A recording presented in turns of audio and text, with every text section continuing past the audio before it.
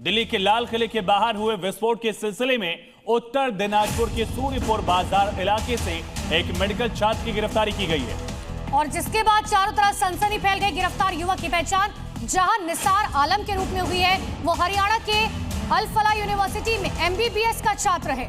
राष्ट्रीय जांच एजेंसी यानी कि NIA की स्पेशल टीम ने उसे शुक्रवार सुबह सूर्यपुर बाजार से गिरफ्तार किया है।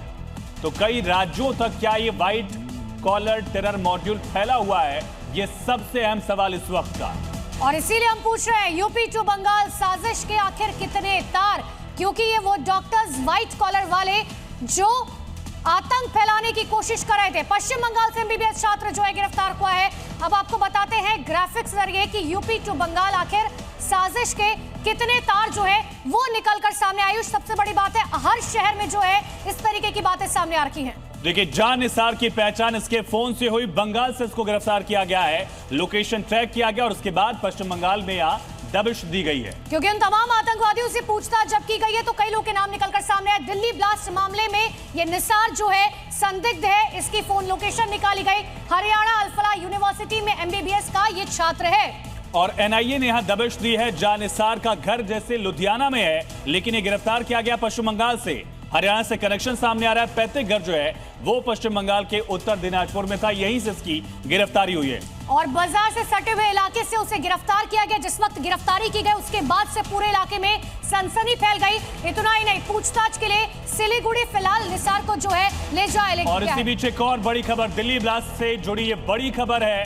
नूह से 2 संदिग्धों को गिरफ्तार किया गया। हरियाणा का नूह इलाका, यहाँ से फिरोजपुर झिरका इलाके से 2 संदिग्ध गिरफ्तार कर लिए गए हैं। तो किसी भी शहर का नाम आप ले लीजिए, दिल्ली, महाराष्ट्र, उत्तर प्रदेश, पश्चिम बंगाल, तमाम जगहों से लगातार गिरफ्तारियां की जा रही है। बताया जा रहा है 2 और लोगों की गिरफ्तारी हुई है। फोन लोकेशन ट्रैक कर गिरफ्तार किया गया। चाइना से 5 साल पहले MBBS करके आए हो, ये 5 साल कोर्स करके नहीं, फिर वहाँ के आने के बाद में आके 1 साल इंटर्नशिप अल फलाह में मिली। इसके लिए 1 साल का कोर्स इसका 2 तारीख को, नवंबर 2 तारीख को इसने वो भी क्लियर कर लिया। ये अल फलाह में जो सीनियर जूनियर डॉक्टर हैं जो इनका ये भी डॉक्टरी के कोर्स कर रहा हूँ, वो बड़े बड़े डॉक्टर हैं, वो नंबर वगैरह जो है एक दूसरे का आपस में रहना ही कॉन्टेक्ट में, तो उनकी वजह से जो है वो बोल रहे हैं कि इनके पास ये नंबर किधर से आया। तो हम तो मीडिया के माध्यम से यही कहना चाहते हैं कि जो नंबर तो बड़े डॉक्टर और छोटे डॉक्टरों का आपस में तालमेल तो रहेगा। तो नूह से भी 2 संदिग्ध गिरफ्तार किए गए। विदेशी यात्रा से जुड़ा हुआ एंगल भी इसमें सामने आ रहा है। सीधा रुख करेंगे, हमारे साथ सहयोगी ब्रिजेश तिवारी कनेक्ट है। ब्रिजेश, 2 संदिग्ध गिरफ्तार किए गए, क्या बैकग्राउंड इनका है, किस एंगल को लेकर यहां इनकी गिरफ्तारी हुई है? देखिए, नूह से जो गिरफ्तारियां हुई हैं उनमें सबसे अहम ये है कि अल फलाह यूनिवर्सिटी से जुड़े हुए ये लोग हैं और जब कॉल डिटेल को खंगाला गया तब इनके बारे में जानकारी मिली और उसके बाद पुलिस ने इनको गिरफ्तार किया। और इसके अलावा जो 2 इस पूरे मामले में अहम कड़ी ये भी है कि नूह और मेवात से ही फर्टिलाइजर खरीदे गए थे, जिसमें दिनेश अग्रवाल और डब्बू की दुकानें हैं जहाँ से फर्टिलाइजर को खरीदा गया था। और फिरोजपुर जिर के टोल से भी CCTV फुटेज आया था जिसमें उमर को देखा गया था I-10 गाड़ी लेकर जाते हुए। तो अहम किरदार पूरा नूह और मेवात का इलाका इसमें आ रहा है और ये शुरुआत है। जांच एजेंसियों के मुताबिक और भी कई ऐसी दुकानें हो सकती हैं जहां से फर्टिलाइजर संभवतः खरीदा गया होगा। लिहाजा बाकी जो CCTV फुटेज है उनको भी खंगाला जा रहा है ताकि तस्वीर साफ हो पाए कि सिर्फ यही दोनों लोग हैं या और भी लोग हैं जो इनसे कनेक्टेड हैं और किस आधार पर इन्होंने क्यों ना कहा जाए आतंक का अड्डा बना हुआ है अल फलाह यूनिवर्सिटी, जहां से तमाम डॉक्टर्स पढ़ाई तो MBBS की कर रहे थे लेकिन काम वो आतंक का करना चाहते थे। लौटेंगे आपके पास ब्रिजेश, एक बार दर्शकों को ये बताते हैं कि देखिए कहां ये डॉक्टर का नेटवर्क फैला हुआ था। सबसे पहला नाम सामने है कश्मीर और उसके बाद सहारनपुर। सबसे पहली गिरफ्तारी सहारनपुर से अदील की हुई थी। हापुड़ में भी कनेक्शन सामने आए और इसका पूरा मॉड्यूल जो है वो फरीदाबाद में था। कानपुर से शाहीन का कनेक्शन सामने आ रहा है। नूह से 2 गिरफ्तारियों की अभी बड़ी खबर आपने देखी। इसके अलावा देखिए और भी गिरफ्तारियां हुई है। दिनाजपुर से पश्चिम बंगाल से निसार नाम के एक शख्स को जो है गिरफ्तार किया गया है। एक और बड़ी खबर आपको बता दें, दिल्ली ब्लास्ट का उत्तराखंड एक्शन सामने आया है। यूपी ATS की एक टीम उत्तराखंड के लिए रवाना हो चुकी है। डॉक्टर शाहीन और उसके कुछ करीबी उत्तराखंड में ट्रेस किए गए। एक और राज्य जो है इस व्हाइट कॉलर टेरर मॉड्यूल से जुड़ा हुआ पाया गया है। शाहीन का धर्मांतरण नेटवर्क भी था क्या, इसको लेकर भी कनेक्शन खंगाले जा रहे हैं। जांच एजेंसियों ने जब मोबाइल ऐप और सुरक्षित मैसेजिंग ऐप पर उसके अकाउंट की गहनता से जांच की तो धर्मांतरण की बात भी सामने आ रही है। शाहीन जिन लोगों के संपर्क में थी उनमें से कुछ उत्तराखंड के हैं और यही वजह है कि अब उत्तराखंड के लिए यूपी एटीएस की टीम रवाना हो चुकी है। और दिल्ली धमाके से जुड़े डॉक्टर्स के आतंकी नेटवर्क पर एक बड़ा खुलासा हुआ है। इसके तहत जम्मू कश्मीर से लेकर हरियाणा, गुजरात, यूपी, पश्चिम बंगाल, उत्तराखंड कई राज्यों में तार दिख रहे हैं। कई ठिकानों पर पुलिस के एक्शन के बाद पता चला है कि देश भर में दहशतगर्दी फैलाने को लेकर कई लोगों को ट्रेन किया गया था, जिसमें ज्यादातर डॉक्टर्स के शामिल होने की आशंका है। अब इसके बाद कश्मीर, फरीदाबाद, नूह, सहारनपुर, हापुड़, लखनऊ और कानपुर में ताबड़तोड़ छापेमारी की जा रही है। और सीधा रुख करेंगे, हमारे साथ सहयोगी रजत कनेक्ट है। रजत, फिलहाल क्या जानकारी मिल रही है इस टेरर मॉड्यूल को लेकर जो कई राज्यों तक फैला दिख रहा है? जी बिल्कुल, आपको बता दें कि बड़े पैमाने पर जो ऑपरेशंस है वो भी चलाए जा रहे हैं और जिस तरह से जम्मू कश्मीर से लेकर यूपी की बात करें, अब उत्तराखंड में जिस तरह से सामने आया है, वहीं उसके बाद आपको बता दें कि धर्मनगरी कटरा जो माता वैष्णो देवी दरबार है वहां पर भी सुरक्षा जो है वो कड़ी की गई है। एसडीएम कटरा के आदेश के मुताबिक जितने भी कटरा के होटल्स और लॉजेस हैं वहां पर सीसीटीवी कैमरास इंस्टॉल करने के लिए हम इस समय वहीं पर मौजूद है कटरा में, जहां पर बड़े पैमाने पर आप देख सकते हैं भीड़ जो है वो होती है और सुरक्षा जो है वो यहाँ पर बढ़ाई गई है। सीआरपीएफ और एसएसबी के जवानों के साथ जम्मू कश्मीर के स्पेशल ऑपरेशन ग्रुप लगातार यहां गश्त कर रहे हैं। इसके अलावा आपको बता दें कि जितने भी टेनेंट्स हैं यानी कि किराए पर लोग रह रहे हैं उनकी भी जानकारी पुलिस को देने की यहां पर जो एसडीएम द्वारा आदेश जो है वो जारी किया गया है। जितने झुग्गी झोंपड़ियों में लोग रह रहे हैं उनकी भी जानकारी देने की यहां पर बात कही गई। तो साफ तौर पर न सिर्फ जम्मू कश्मीर के विभिन्न इलाके जिसमें धर्मनगरी कटरा जो है वहां पर भी सुरक्षा कड़ी की गई है ताकि किसी भी तरह से आतंकी जो अपने मंसूबों में, क्योंकि इस तरह की खबर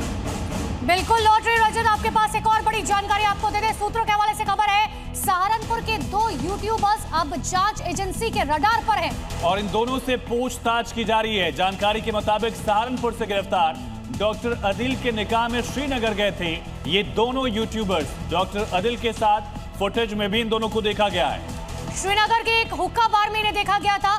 जांच एजेंसी इस वक्त दोनों यूट्यूबर्स के इलेक्ट्रॉनिक गैजेट्स और कॉल रिकॉर्डिंग वीडियो भी लगातार चेक कर रही है। प्रीति श्रीवास्तव लखनऊ से लगातार मेरे साथ मौजूद है। प्रीति, क्या जानकारी मिल रही है इन यूट्यूबर्स के बारे में? ये कौन है और आखिर कैसे इनका कनेक्शन जो है आदिल के साथ निकलकर सामने आया? देखिए, डॉक्टर आदिल जो है उसकी कुछ महीने पहले शादी हुई थी और वो शादी जो हुई थी वो श्रीनगर में हुई थी और ये 2 यूट्यूबर जो है वो सहारनपुर के रहने वाले हैं और ये दोनों यूट्यूबर जो हैं वो आदिल की शादी में श्रीनगर भी गए थे और कई सीसीटीवी फुटेज में आदिल के साथ नजर आए हैं और साथ ही श्रीनगर के हुक्का बार में भी आदिल के साथ नजर आए हैं। इसी वजह से जो पुलिस है, जो जांच एजेंसियां हैं, वो इन 2 यूट्यूबर के जो इलेक्ट्रॉनिक गैजेट्स हैं उनकी जांच कर रही है, उनसे पूछताछ करेगी कि उनका कनेक्शन भी तो इनके साथ नहीं है या आदिल के बारे में इसको और क्या जानकारी है। क्योंकि जो आदिल की जब शादी हुई थी, जब उसका निकाह हुआ था, तो बहुत कम मेहमान जो है जिनको बुलाया गया था, उनमें से ये 2 यूट्यूबर हैं जो यहाँ से सहारनपुर से श्रीनगर पहुंचे थे। और मैं आपको बता दूं, आदिल जिस अस्पताल में काम करता था उसने उस अस्पताल के डायरेक्टर को भी अपने निकाह में इन्वाइट नहीं किया था, सिर्फ कुछ चुनिंदा लोगों को उसने इनवाइट किया था। ऐसे में 2 यूट्यूबर जो हैं वो उससे इनकी नजदीकी जरूर रही होगी और इसी वजह से यही कारण है कि वो वहां पर बड़ी खबर है। दिल्ली धमाके से जुड़े मामले में एनएमसी ने बड़ा एक्शन लिया है। राष्ट्रीय चिकित्सा आयोग यानी कि मेडिकल कमीशन ने 4 डॉक्टर्स का लाइसेंस रद्द कर दिया है। जिसमें कौन कौन शामिल है सुन लीजिए। Doctor Shaheen Saeed, doctor Muzammil Shakeel, doctor Adeel Ahmed और डॉक्टर मुजफ्फर अहमद का रजिस्ट्रेशन रद्द कर दिया गया है। बता दें ये कार्रवाई यूएपीए के तहत मामला दर्ज होने के बाद की गई है। बड़ी जानकारी इस वक्त की आपको दे रहे हैं। बड़ा एक्शन लिया गया है, 4 डॉक्टर्स का लाइसेंस रद्द कर दिया गया है। नेशनल मेडिकल कमीशन की तरफ से बड़ा एक्शन लिया गया। यूएपीए के तहत नाम सामने आने के बाद, केस दर्ज होने के बाद शाहीन सईद, मुजम्मिल शकील, अदील अहमद और मुजफ्फर अहमद का लाइसेंस रद्द किया गया। सीधा रुख करेंगे, राजू राज हमारे साथ कनेक्ट है। राजू राज, एक बड़ी कार्रवाई मेडिकल कमीशन की तरफ से भी। देखिए, निश्चित तौर पर मेडिकल कमीशन ने एक बड़ी कार्रवाई करते, क्योंकि जैसे ही यूएपीए के तहत केस दर्ज किया गया और उसके बाद इस पूरे मामले में इनके लाइसेंस रद्द करने, क्योंकि सिर्फ डॉक्टर का ये एक बड़ा नेटवर्क था जिस नेटवर्क के तहत डॉक्टरी जैसे पेशे को खराब करने की कोशिश की गई। इसलिए मेडिकल एसोसिएशन की तरफ से इनके जो लाइसेंस है उसको कैंसिल कर दिया गया, जिसमें से डॉक्टर शाहीन शाहिद है जिसका नाम है, इसके अलावा डॉक्टर मुजम्मिल शकील ये उस लिस्ट में शामिल है। इसके अलावा चूंकि डॉक्टर उमर एक फिदाइन हमले मारा गया, डॉक्टर उमर का भी नाम था। इसके अलावा भी जो डॉक्टर हैं इनके संपर्क में थे जिनकी गिरफ्तारियां अब तक हुई है, इन तमाम डॉक्टर के हैं जो लाइसेंस हैं उसको राजू, यानी कि इनकी पहचान जो अब तक डॉक्टर और आतंकी दोनों तौर से जुड़ रही थी, अब सिर्फ और सिर्फ इनकी पहचान आतंकी के तौर पर रहेगी।